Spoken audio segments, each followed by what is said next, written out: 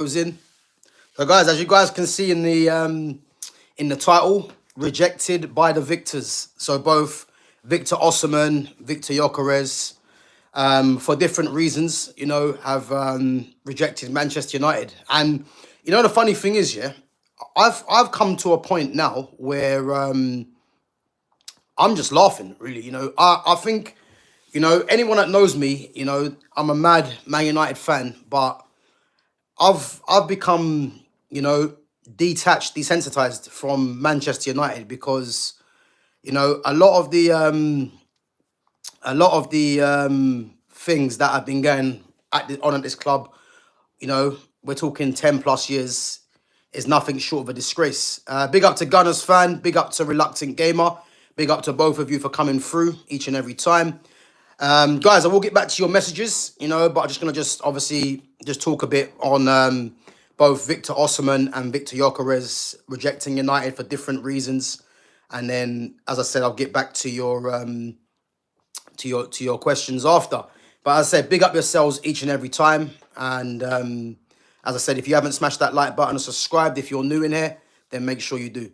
So, as I said, guys, I'm very desensitized from Manchester United now because it's just one thing after another. And again, I didn't really want Victor Gyokeres, if I'm honest, and as I said, I think Gyokeres for me, he has got goals in that Portuguese league, but I'm looking more at what Man United are potentially getting in. You think of Cunha coming in now, or Cunha already being there, obviously getting the number 10 shirt, and obviously Mbuemo as well. And as you guys know from what I've been saying, if you've got wide forwards, the number 9 doesn't necessarily need to be a goal scorer. If you're getting goals from out wide, or if you've got creators out wide, obviously you'll need a number 9 to get you goals.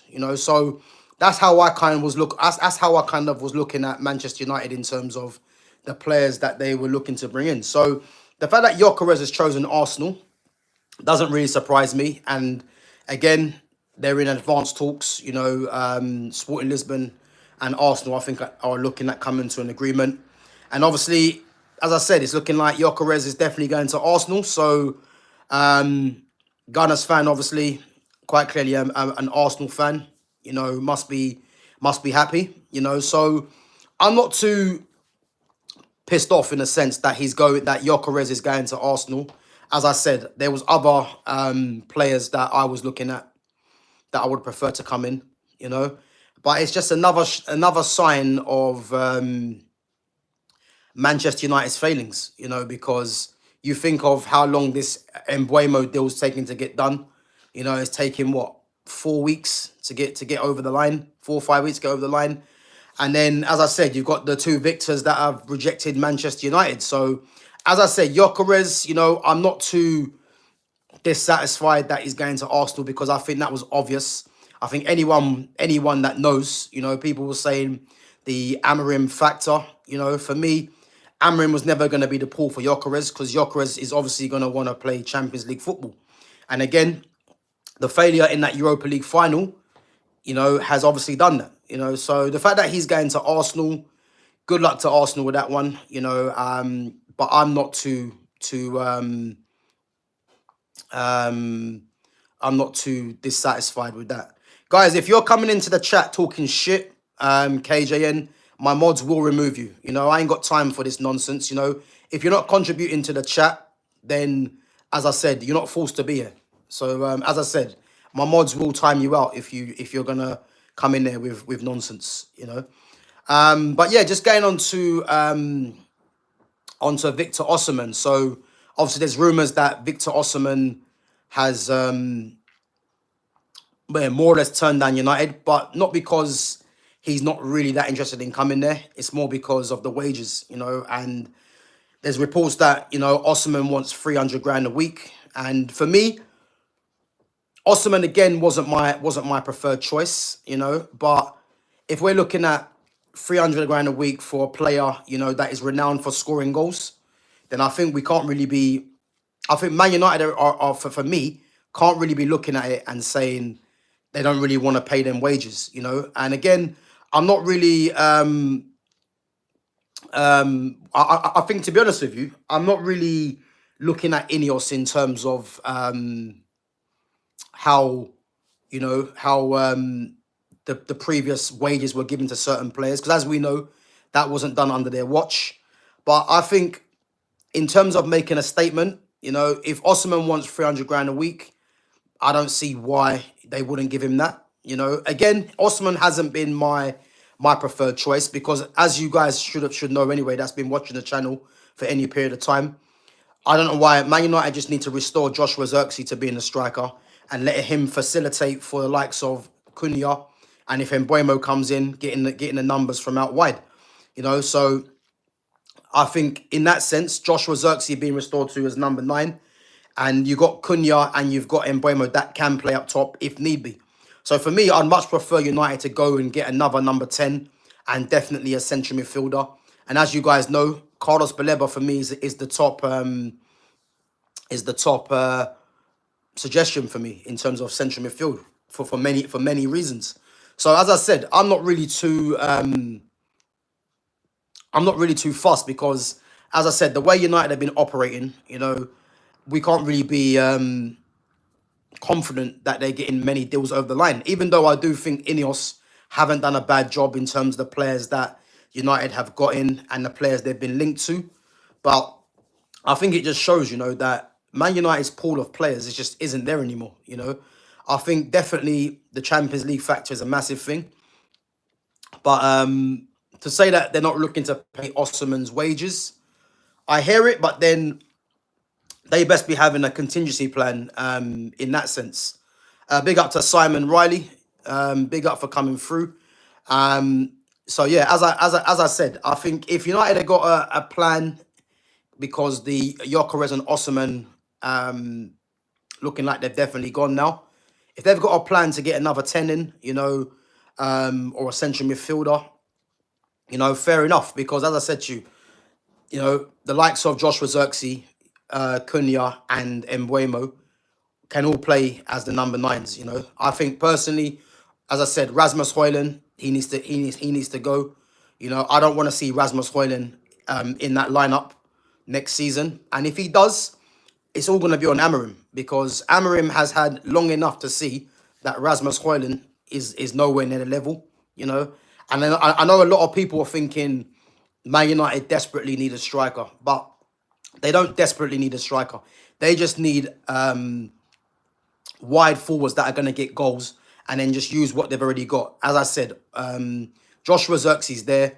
Just restore him back to being the number 9 and let him facilitate Mbeumo if he does come in, which again, I do expect him to come in, but the length of time it's taking is a joke. And let him facilitate for Mbeumo and let him facilitate for Matthias Cunha.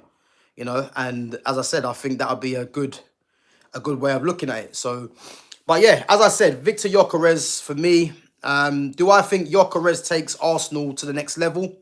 I did say when Arsenal were linked with the likes of Madueke, which I can't believe. Big up to Shaheen Afridi. I can't believe Arsenal are serious on Madueke. But the fact that they're linked to Gyokeres, and Zubimendi now is over the line, I think I wouldn't say that takes Arsenal in line with Liverpool and Man City, but I think that's probably strengthening their grip on third place for me with those two signings. For me, they still need, a left winger, someone that's going to come in and displace, as I said, the likes of Martinelli and Leandro Trossard. But as I said, man, I think with Arsenal, if they get Madueke and they spend what's been reported, I think a lot of Arsenal fans, as I said before, need to be asking serious questions, because you don't spend 55 mil or 50 mil on Madueke when there's other options out there, because they could use that 50 mil and put a little bit extra on going to get someone that is a lot better, someone that's already in the league or even around Europe, But to think that they're going to spend that on Madueke is mad. But Gyokeres, I think Gyokeres will be a good signing for them. But the problem is, what does he now do with Kai Havertz? Because, as I've mentioned before, Kai Havertz is actually a number 10. But you've got the likes of Odegaard, obviously, who's the captain. The fact they're bringing in Zubimendi and Declan Rice is going to play, that means really, realistically, there's not really any space for Kai Havertz. And I'll go as far as saying the same thing for Ethan Nwaneri. So if anyone's seen my Next Gen 50 that I've been doing, check out the playlist as well. Next Gen 50, which is the best 50 young players in world football. I said, about Nwaneri. Obviously, there's been reports that the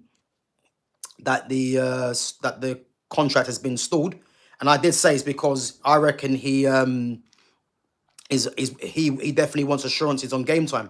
Now, if Gyokeres comes in, we're already saying what's going to happen with Havertz. I think if I'm Ethan Nwaneri, I'm looking for a loan or a permanent, because where he plays is going to be stacked. He's not going to get in over. He's not going to get in ahead of Bukayo Saka, because Saka's the golden boy there. Odegaard's the captain. Havertz plays as a 10.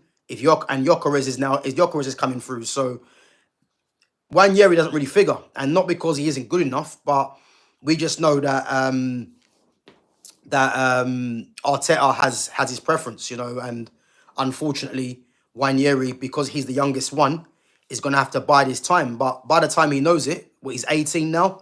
If he's still on that bench for Arsenal, he'll be in his 20s before he knows it, and that's development lost. So I'll be very surprised if he stays there this season, if it's not a loan, because I think one or two things will happen with Nwaneri. He either goes on loan or he goes on a permanent for me, and he's too good of a player for me to be on that bench for Arsenal, especially with the way the likes of Odegaard has been playing. So, guys, big up, man. I will get back to your questions. As I said, if you're just coming in there's 18 of you in there at the moment. Make sure you smash that like button and make sure you subscribe to my channel if you haven't done so already, if you're enjoying the content. And again, make sure you check out my other content as well. So yeah, what happens to Kai Havertz, guys? Let me know what you think happens to Kai Havertz. Does Kai Havertz have a permanent place in this team? Do you see him replacing Martin Odegaard if Odegaard is if Odegaard is not playing as well as he can play? Because as I said, there can be problems for Arteta. But let me know what you think about Nwaneri as well, because I think Nwaneri, for me, has to think about his future and has to think about moving on if Gyokeres does come through, And so yeah, and I say, just going back to Man United anyway, guys, where do you think Man United go from here? Because as I said, I think it's pointless getting, I see a lot of people getting fed up about this Man United situation, but I think there's no point getting fed up, because there's better things to do, man, than let Man United ruin your day. The club weren't serious when they chose to keep hold of Bruno Fernandes, because I've never seen in top level sport how a player dictates to a club what he wants to do. Man United had a 100 mil bid on the table for Bruno Fernandes, and somehow he was dictating that he didn't want to go. I've never seen it. Like, big up to Flawless as well. I think I heard Flawless say this. Name me a job, where you can dictate as an employee to your employer about what you're doing in terms of if you're staying or not. Like, that doesn't happen, So the fact that Bruno Fernandes has dictated to Man United that he wanted to stay and the club didn't force his hand, that just showed me there and then that that this club ain't serious, because as I said, he's 30 years of age, going to be 31 next season, and there was a bid on the table where the team could have recruited properly in that midfield, but because this manager wanted him and the club didn't want to force the issue and getting Bruno out, why are we surprised? Let's be honest, why are we surprised? Because the club showed that they weren't serious, and as I said, I'm not too dissatisfied that Gyokeres is going to Arsenal. Osimhen, if it's reported that he wants 300 grand and the club are saying no, again, if the club are trying to keep the wage order intact, because, again, if you look at Sancho, you look at Anthony, Rashford, and Garnacho, who they're looking to move on, then that's a lot of money that's going to be saved on the wage bill, you know. But then, in the same sense, you'd think to yourself, well, you can use part of that money to go on a striker that will guarantee you goals, you know. So these kind of things I do understand, but unless United have got something else in mind, you know, I'm not even going to entertain the likes of Ollie Watkins and Calvert-Lewin. I just think that these things are just put out there, you know, just to show fans that they are trying to get a striker in, but not the one that everyone thinks is going to be or whatever. But I don't see United going in for them players. I just think it's just rumours, really. But if United was to come out and go and get Calvert-Lewin or Watkins, again, you'd have to laugh and just think, yeah, this club ain't serious, you know. And again, Ollie Watkins is a decent player, but he's not a Man United level player if Man United are looking to be serious. And the same for Calvert-Lewin. And not to mention, Calvert-Lewin is very injury prone as well, you know. So, yeah, again, man, it's frustrating to see United being snubbed by two strikers. But as I keep saying, guys, you know, Josh Zirkzee's there. He's a striker. Just restore him as the false nine if you've got wide players around him that are goal hungry. And that's the main thing, you know. But, guys, big up yourselves. I'm going to go through your questions. Big up yourselves for coming through. So Gunners fan says, I'm glad there's no Sesko incoming. Do you know what? I wouldn't be surprised if they still, you know, it's gonna be a tough one, but I wouldn't be surprised if Arsenal still go in for a Sesko, you know, as a backup. And I think if they was to get both Sesko and Gyokeres, you know, I mean, that's showing decent intent, even though I don't rate Sesko and I don't really rate Gyokeres that highly, but I think it will show good intent from Arsenal that they actually mean business in a sense, you know. But there's still glaring holes in their team, and even though it would show intent of trying to get two strikers, they're showing a lack of ambition by trying to go in for Madueke. So yeah, it's weird with Arsenal because they're doing possibly two good steps and then two steps backwards, really, the way I see it, because there's no way that they should be looking at a Madueke if they're being serious. You know, they need to be bringing in players that are going to force the likes of Saka out the team, even though it's going to be difficult because he is the golden boy at Arsenal. But this is the kind of pressure that he needs, not just him turning up every week knowing that he's going to play. And then the same with the same on the left-hand side. They need upgrades on both Martinelli and Trossard, you know. And then if they become squad players, you know, or if they move on, again, it's going to make the squad more competitive, you know. So yeah, Sesko, I mean, it's looking unlikely now because Gyokeres is the favoured choice. But, you know, I wouldn't be surprised if they do spend money on both of them. But then again, all you have to look at is the fact that they're heavily involved in Madueke. So I don't see Arsenal getting Gyokeres, Madueke, and Sesko. I think one of them will miss out, and at the moment, it looks like Sesko's missing out. So we'll have to wait and see, man. Gunners fan says, yes, but still Madueke to Arsenal and Wanyeri with a chance of joining Chelsea is mad. And Gunners fan, I'll tell you this for free, yeah? If Arsenal swap Madueke for Wanyeri, that would have to go down for me as one of the most poorest decisions that they've ever done. And there's been a lot of them, yeah? Because you've got Wanyeri potentially, for me, is definitely an England international and a regular starter potentially, and he's potentially one of the best players in the league. You know, for me, he just needs regular game time. You know, and if Arsenal want to spend 55 mil on Madueke and Chelsea somehow get Wanyeri, I think Chelsea would have pulled Arsenal's pants down yet again. And as I said, that's poor for me, really, from Arsenal. But anything's possible, man, because, as I said, I think if that was to happen, you know, Arsenal fans really should be writing if that was to happen. You're letting an academy product go at the club who is good enough to play, by the way, and you're bringing in Madueke that isn't going to dislodge where he plays your best right winger. What is the point? And you're spending 55 mil on him. So, yeah, it's odd. It's odd news, but that's their issue, you know.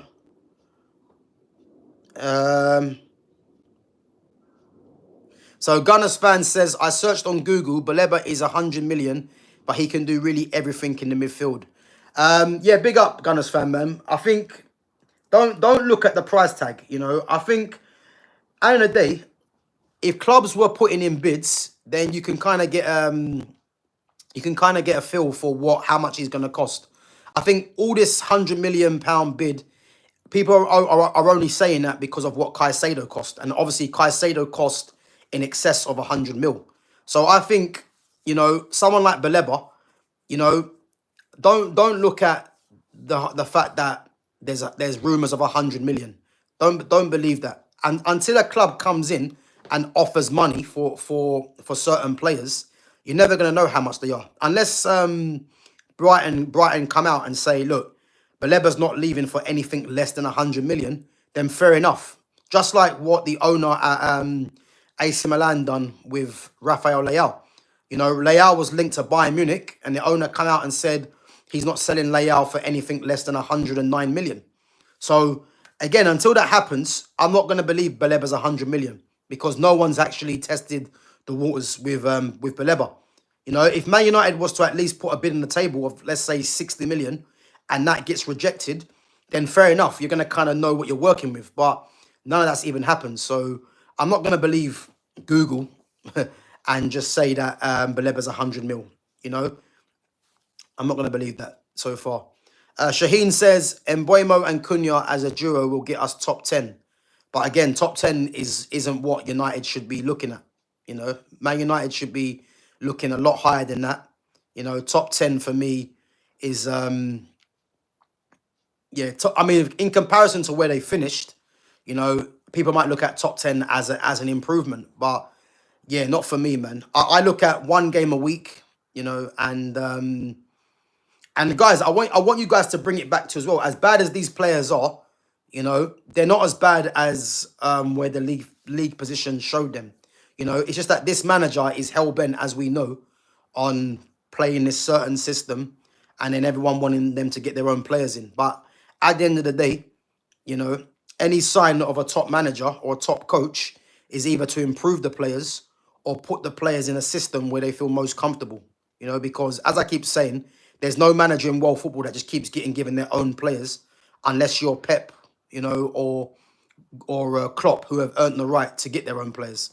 So to say that Mbuemo and Cunha as a duo get us top 10, I would expect them to. But I'd expect Man United to be in the top 10 anyway. You know, that should be a given, especially with one game a week. So, but yeah, big up.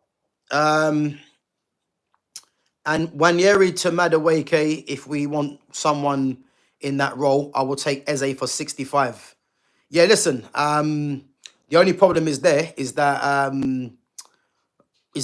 QPR, I think, get 20% of the Eze deal.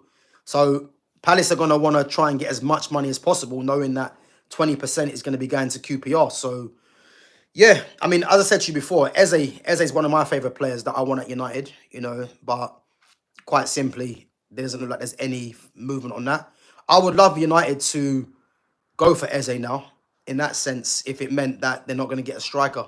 Because I think having another left 10, you know, in this system would be ideal, you know.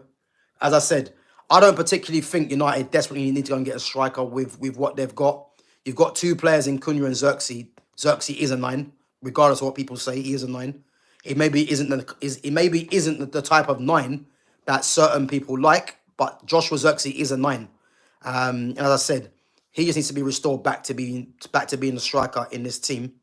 And then if they can get another striker in, then fair enough. But if not, Cunha, Mbuemo, Xerxes all can play through the middle, and then you go and get another number 10 and a central midfielder, you know, and automatically the team looks stronger, you know. So Shaheen says Madueke is worse than Wanyeri, and Wanyeri has the potential to be the next big player for Arsenal. 100%, you know. Wanyeri as a talent is more talented than Bukayo Saka. Obviously, Saka has the experience, you know, and he has the he has like the mileage for Arsenal more than Wanyeri. But Wanyeri is more talented than him. But If Arsenal think Madueke is the answer and they want to put Madueke to battle with Bukayo Saka, you know, and they want to part ways with Wanyeri, then more for them, you know. And as I say, if that happens, you know, I'll be the first to say, you know, Arsenal have made a massive, massive mistake there, but that's their choice, you know what I mean? Big up to Blackham says, we will probably be dead by the time Manu size Mbuemo. Absolutely joke of a club. Bro, I agree. I agree. As I've said before, you know, Man United clearly knew the price of Mbuemo, but they've tried to they've tried to mug off Brentford, let's be honest, because we just knew how much Cunha went for, and you would know that Mbuemo, being younger than him, having a similar season, is not going to go for anything less than what Cunha went for. So United just need to just offer that 60 million up front if they really wanted him, and be done with it. And the thing that I look at, if a club really wants a player, they're not pissing around with bids. You know, if Man United really wanted Mbuemo, they'll just offer the 60 million up front and be done with it. But to offer like 55 mil plus 7.5, and then, you know, the previous bid I think might have been 40 and add-ons. And again, these add-ons are not realistic. You know, if I'm Brentford, I'm upping the price even more now, if we're being serious, because they've wasted time. But Man United are a joke. They are a joke. Do I believe they can rectify it? I do. But yeah, I think we have to remain cautious. And not to mention, there's still been no significant outgoings either. So yeah, Gunners fan says Fulham buys our players. They might try for Wanyeri. So yeah, who they got? Iwobi, Smith Rowe, and obviously, yeah, that's it. Yeah, Smith Rowe and Iwobi. Can I see Wanyeri going Fulham? I'm not too sure. Maybe on loan. Maybe on loan, I could see it. But I think if Wanyeri was to go on a permanent, you know, the fact that he's been linked to the likes of Chelsea, it just shows, you know what I mean, how highly he's thought of, you know. And as I said, I think that wouldn't be a bad place to go from honest with you, if they don't get Kudus. Looking like Kudus is choosing Tottenham, you know. So yeah, who knows? Shaheen says Arsenal were finishing second with Havertz and Jesus. Now with Gyokeres, they can win trophies. Zubimendi is a good signing, and Norgard to replace Partey, and now they have a good midfield in Gyokeres. Well, yeah, obviously Gyokeres isn't over the line yet, but so for me they weren't finishing second with Havertz and Jesus. I think Man City with their signings this season, for me, we're going to be battling it out with Liverpool. I think if Arsenal obviously have now got Zubimendi, but they've lost Partey. So again, them losing Partey and gaining Zubimendi, they're going to gain someone that's a better passer, you know, is better on the ball, but they're going to lose the physicality of Thomas Partey. So I would say the signing of Zubimendi and losing Partey keeps them at the same level. If they get Gyokeres in, then potentially that might, for me, at the moment, make them the favourites for third place with Gyokeres, because obviously Arsenal do create chances and he does score goals. But for me, for them to be competing with Liverpool and Man City, they're going to need to go and get, you know, a top left winger. And then maybe, you know, we can start saying, yeah, Arsenal are looking serious. But until that happens, I'm not too sure. So people are saying Havertz is a cam. It's not his fault, but in Arteta's system, he will play. So play striker, so he won't fit in midfield and then just sell him. So yeah, Shaheen, yeah, Kai Havertz is a cam. He is a central attacking midfielder. He's a number 10. You know, he's a number 10 that can play as a false 9 as well.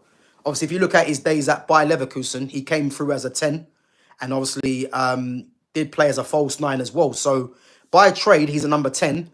But in this Arteta system, and I think a lot of it comes down to do with Martin Odegaard. Because if you look at Odegaard and you look at Havertz, both left-footed, you know, Odegaard's a number 8, can play as a 10 as well. And Havertz is a 10 that can play as a false 9. So they're quite similar players. But the fact that Odegaard's the captain, is very unlikely he'll get dropped under Arteta, which means that if you want to fit both of them in, Havertz has to play as the false 9. But the problem is that if you're bringing in Gyokeres now, something's going to have to give, because let's say Gyokeres plays the majority of the games, where is Havertz going to fit in? Because unless you're going to drop Martin Odegaard, Havertz doesn't really fit in the team, because you're not going to play him on the right, doesn't play on the left. So where's he going to play? And obviously he can't play central midfield. And then that means, again, as I said, that pushes Wanyeri further down the pecking order, which is why I believe he has to move on. Gunners fan says Havertz might go back to Bundesliga like Leverkusen. I can't see that. I mean, obviously you'd think there's a space available now that Florian Wirtz is gone, but yeah, I mean, I can't see that. I think Arteta does like Havertz, but as I said, there's going to be competition for places, and this is why coaches get paid the big money to make them decisions. So, but yeah, I can't see him returning back to Leverkusen. Maybe later on down his career, but not now. Gav, who do you think will buy Watkins, Anthony, Luis Diaz, and Rashford? So, Ollie Watkins is a weird one. I think Ollie Watkins. I don't know really, because I think obviously there's been reports that he's fallen out with Unai Emery. I can't really see who Watkins goes to. You know, I think from Aston Villa, because I don't believe United signed Watkins, by the way, but I think from Aston Villa, I think the only team he probably goes to is probably below Aston Villa, because I can't see Chelsea buying him, Arsenal, City, Liverpool definitely not. Newcastle, no. And although, guys, as well, Callum Wilson's just left Newcastle, so Newcastle definitely need to go and get another striker. So could they look at Ollie Watkins? That could be another solution. Yeah, that could be a possibility. But I think in terms of Ollie Watkins, I'm not too sure. Anthony, obviously, everything points towards Spain. Real Betis, Atletico Madrid have been linked. Again, I would give Anthony another chance at United, but I think because of his wages, that's why he's looking likely to go. Luis Diaz, I believe Luis Diaz stays at Liverpool. Yeah, I believe Luis Diaz stays at Liverpool. I don't think he leaves. I think Liverpool made that clear. Unless Barcelona come in with a bid that Liverpool can't refuse, then fair enough. Or even Bayern Munich if they come in with a bid. But I think Diaz stays. And Rashford, as we know, is chasing Barcelona. I think Barcelona personally is the only option for Rashford. I think Rashford wants to go there. You know, obviously they're missing out on Nico Williams. They need that. They need another player in that area. So I think that's the only possible solution for me. But I think personally, and again, don't be surprised if Rashford somehow stays or if he goes on loan and then, yeah, and then comes back. Don't be surprised. But I think all four players, for different reasons, you know, I can't really see. I mean, Watkins is a difficult one, as I said. Anthony, there's interest in Spain. Diaz, I don't think goes anywhere. And Rashford is waiting for Barcelona. So, yeah, we'll have to wait and see on that one.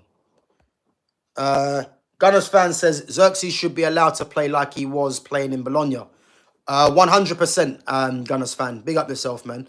As I said, I mean, you hear people say Xerxes is not a striker. Like, these people, I'm not quite sure where they've got that Xerxes isn't a striker from. The thing is, because Xerxes plays the way that he does, in terms of he likes to drop into midfield, likes to link the play, people automatically think he's not a striker. But the problem is, you can't base every striker the same. You get strikers that like to link the play and drop into midfield, like what Harry Kane does.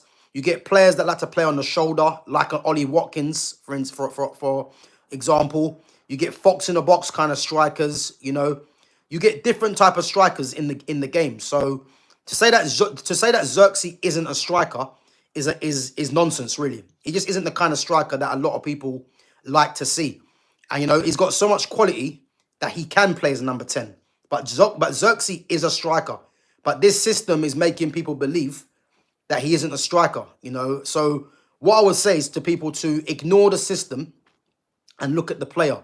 You know, he has these qualities to play as a 10, but he is a striker in the right system. And as I said, Joshua Zirkzee would be perfect for a Liverpool, you know, where you've got wide forwards in Salah, Gakpo and Luis Diaz, and he can be the facilitator. And this is what United need to do when they've got the likes of Cunha and if Mbeumo comes in, just restore him back to being a striker, you know, because someone like Xerxes has so much quality and he'll get his fair share of goals as well, but he'll also make the team better and create for the wide strikers as well. So to say that people saying that he's not a striker, nah, that's nonsense. He's a striker. I will spend that Sesko money on Eze, or if Rodrigo's available, then try for him. Yeah, but that's just too obvious, Gunners fan. I think for me, Eze is the more likely one between him and Rodrigo. For me, Rodrigo is destined to go to either Bayern Munich, Chelsea, or Man City. I think those three teams, if he does leave Real Madrid, and again, I've already mentioned that he should leave them for different reasons. They're the ideal solutions for me for Rodrigo to the three teams to go to. And again, Arsenal won't have the money, in my opinion, to spend that, what Rodrigo's going to cost. Eze is probably a bit more of an easier deal, but, you know, does Eze want to go there? And let's not forget as well, Eze is a former Arsenal Academy product as well. You know, is he going to look at Arsenal as unfinished business, you know, or does he feel that going somewhere else, he might, you know, have a better chance of winning something or getting more game time? Who knows? But yeah, we'll have to wait and see, man. I think their two focuses at the moment are Gyokeres and then Madueke for some reason. So, yeah. Big up to Kepa Aritza Balaga. Yeah, big up. Do you think Liverpool needs Xerxes because Nunes leaves and Jota's replacement? So I'm going to touch on the Jota thing again. And again, I think at this moment in time, it's very difficult to talk about Liverpool and their transfers because obviously they've had a mad tragedy, you know, and let's pay respect, man, to Liverpool because the last thing on their mind is transfers, you know. So in terms of outgoings and ingoings, I'm not really gonna talk about with Liverpool because obviously they're in a stage of mourning right now, and as I said, that'll be the last thing on their mind in terms of talking about transfers. But in terms of Xerxes, I said Xerxes is the perfect player for Liverpool. It's because what they have in their team already, you know, and what they're crying out for. You know, they need a false nine because of the players they have in the wide areas, and this is how it works. But big up, bro, for your question. Do you think Arsenal will give a challenge in the Premier League? At this moment in time, no, I don't. I think them losing Thomas Partey is a massive miss, obviously for reasons that we know. Zubimendi is a very good player in terms of on the ball, but the physicality, you know, is going to be a culture shock for him, you know, which is what Partey offered. And I think in terms of the striker, as we know, Gyokeres rumoured to be coming in. You know, I think what it does, it gets them definitely in the top four for me with the signings of Zubimendi and Gyokeres. But I think in terms of what City and Liverpool have done, they're going to need to go out and sign a Rodrigo, basically. If they go and sign a Rodrigo and they got Gyokeres, Zubimendi that have come in, I'd put Arsenal in the bracket with Liverpool and City. Personally, to go with what they've got already. So that's how much I think a left winger, you know, a top class left winger, changes it for them, you know. So Kepa says, who are your underdogs in Champions League? I'm not too sure, to be honest. Underdogs.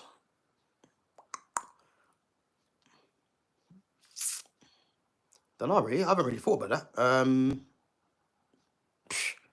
I haven't really thought about that, underdogs. I mean, I know who my favourites are, but I haven't really got the underdogs.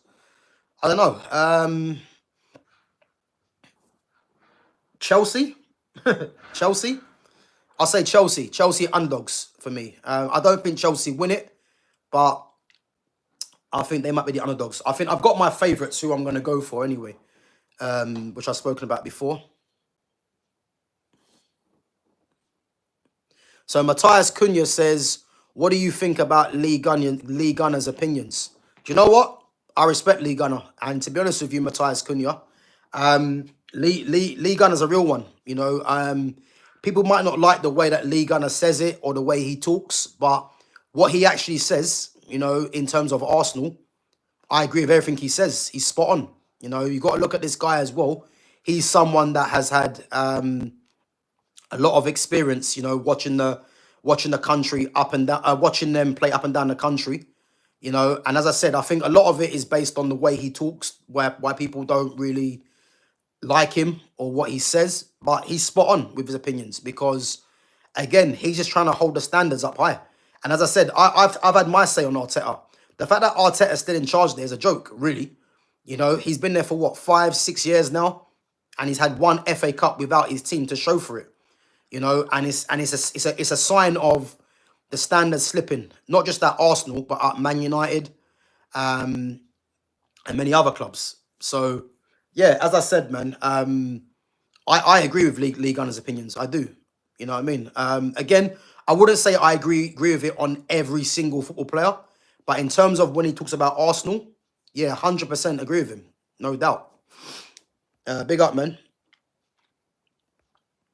Guys, come on, there's 12 of you in there, 10 likes. Big up yourselves. If you haven't subscribed to my channel, make sure you do. And if you haven't smashed that like button, again, make sure you do. So, Gamer says, good riddance to Wilson, waste of money. I think, to be honest with you, Wilson as a squad player isn't too bad. But I think where Newcastle need to get to, Newcastle need to... They need someone that's going to challenge Isak, you know, which is why João Pedro would have been a great signing for them because João Pedro can play as a 10, as a 9. He can back up Wilson and can play as a 10. So yeah, he would have been a very good signing for them. So Gunners fan says we should have included Elliott instead of Madueke to give competition to Saka. But again, Gunners fan, and it's going to be difficult.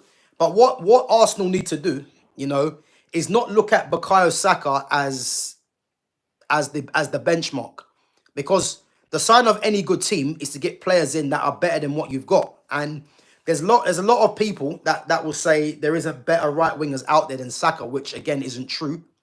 But the kind of players that are going to make Saka sweat for his position are players like an Mbeumo, players like Mohamed Kudus that play on that side. You know, that's what Arsenal need to do. Because if you've got players that are going to challenge the first team players, all of a sudden your bench becomes stronger, because then the player that's not playing is now on the bench, and that's how you build a strong squad. But them going to get Madueke, someone that doesn't even regularly start for Chelsea, you know, is definitely not going to start for Arsenal. So what is the point of the signing? And I can see why Arteta wants him, because Arteta likes direct wingers. And he plays in a very similar manner, in a sense, to Saka. But the problem is, you're going to spend that amount of money on Madueke to be a backup. What is the point? Don't make any sense. Doesn't make any sense, but that's their problem. Gunners fan says, yeah, I don't know why we are hoping for Rodrigo, because Martinelli's not sold yet. And again, Martinelli's not going anywhere, because Martinelli's on 180. To think that Martinelli's on 180 for a player of that level is poor. Like, he's just like an average player with pace, and he's getting paid 180. So he ain't going anywhere. The only place Martinelli is going is Saudi, because there's no one in Europe that's going to pay 180 to Martinelli. So he ain't going nowhere. And again, this is why Arsenal have problems in certain positions, because they might want to go and get the big name players, but you've got to justify the players that are on that amount of money. As I said, Kai Havertz is the highest paid player at the club currently on 280. So if Gyokeres comes in, how are they going to explain why Havertz is on the bench? You know, if Eze does come in, you've got one, and Eze's not going to come in on more money than Martinelli, you would think. So how are you gonna kind of work that one out? It's mad, you know, it's mad. Is Man United signing Javi Guerra for 80 million? Nope, I've not heard none of that. And again, again, it's funny because There's no way United should be signing Javi Guerra for 80 million. And Javi Guerra is a good player for Valencia. But there's no way United should be spending 80 million on Javi Guerra and haven't even tested the waters with Brighton for Baleba, who's Premier League proven already. So, big up to Barbara Joseph as well. Gunners fan says, who is the most likely player Barca will get for left wing? Rashford, Garnacho or Leao? So Gunners fan, I'm not sure if you're trolling me, yeah, but there's no way Barca will get a player like Garnacho. There's no way that's ever going to happen. So Leao's not going either because the owner has said 109 million, which Barca haven't got and wouldn't spend that amount on Leao anyway. So Rashford's the only likely option. You know, as I said before, it's probably going to be a loan deal and then covering half the wages. But again, I can't see it being 40 million and cover the wages. I think it's going to be a loan deal, cover the wages, see how he gets on. And if he does well, then who knows? They might go for him next the following season. That's all what's going to happen. Gunners fan says they are targeting Diaz too. Yeah, Diaz. I think Liverpool have already come out saying that Diaz ain't for sale. So that's not. I don't think that's going to happen. So yeah. But guys, listen up. Big up yourselves for coming on. As I said, guys, I'm going to be back at 5:30 with Jonas. So make sure you guys come back. We got 13 likes on the channel today. So big up yourselves each and every time for contributing and smashing the like button. Big up to Daniela for coming through as well. But yeah, as I said, guys, obviously been going for 46 minutes. Those of you that have missed the stream, make sure you watch it back.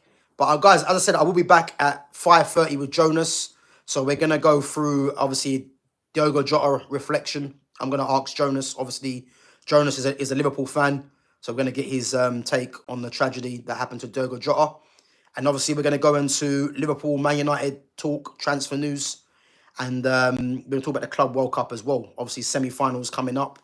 So yeah, we're gonna be on that. So guys, yeah, make sure you join me at 5:30 with Jonas. Make sure you put your comments in as always. And again, if you're new in here, make sure you smash that like button and make sure you subscribe to my channel at GavGoesIn. And big up yourselves each and every time. Big up to all the mods. And guys, yeah, I'll catch you guys at 5:30. Take it easy.